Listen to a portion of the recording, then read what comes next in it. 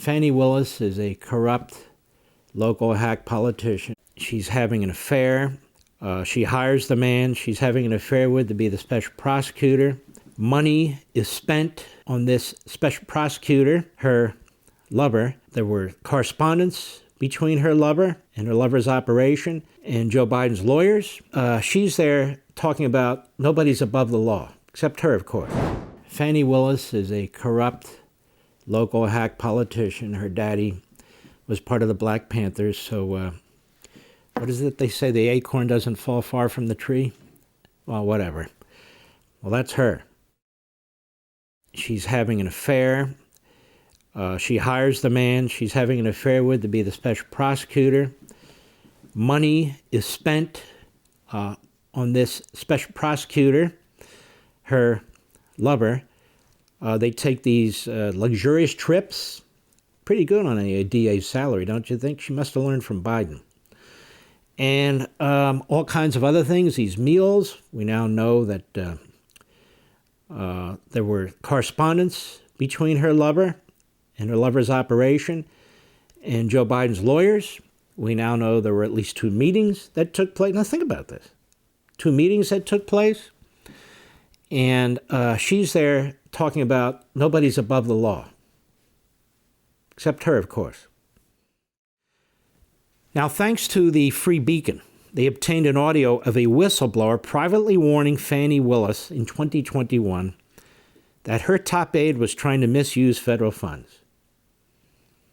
She doesn't dispute the allegations. But almost 2 months later, she fires the whistleblower and perp-walked her out of the office.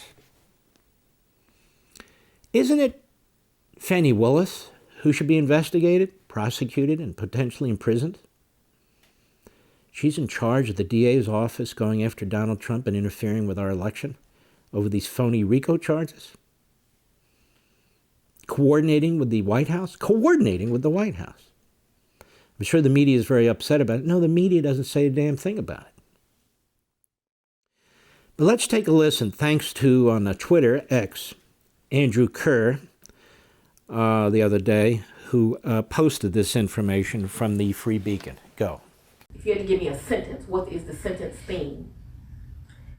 Once I told him about his, respectfully and in an email, about his lack of leadership and the fact that he wanted to do things with grants that were impossible. And I kept telling him, like, we can't do that, and questioning stuff. He would take me off projects, tell people I wasn't doing what I was supposed to because I questioned him.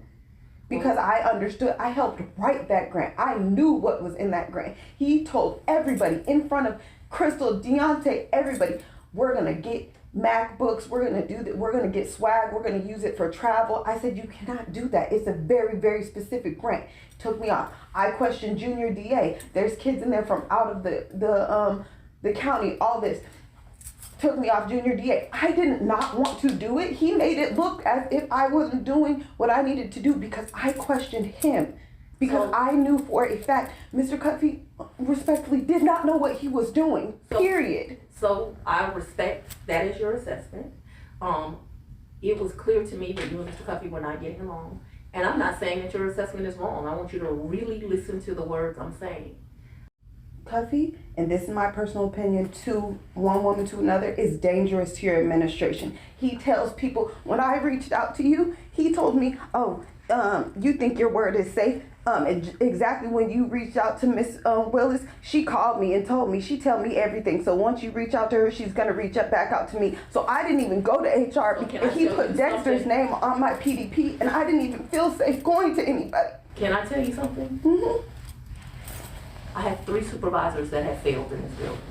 What's interesting to me, because I'm in a learning curve too, they each pretend to have a relationship with me that they do not have. Mm-hmm. I guess that's an intimidation tactic. Mm-hmm. I'm sorry that you felt that way, but Dexter certainly don't have no relationship with right. Michael Cuffey. You were safe to go those places? I don't have a relationship with anybody, just sleep with them from time to time, but other than that, I don't have a relationship with anybody. She is evil. And that poor lady who was crying, who was trying to do her job, 56 days after that, Willis fired her and walked her out of the office and sent her off. Now, Willis, on top of that, appears to be a racist. Look how she's treating a black woman. But Mark, she is a black. I don't care. I don't care. I know what I hear every day. I know what people say every day. That looks like it too. You really feel for that woman, don't you? I do.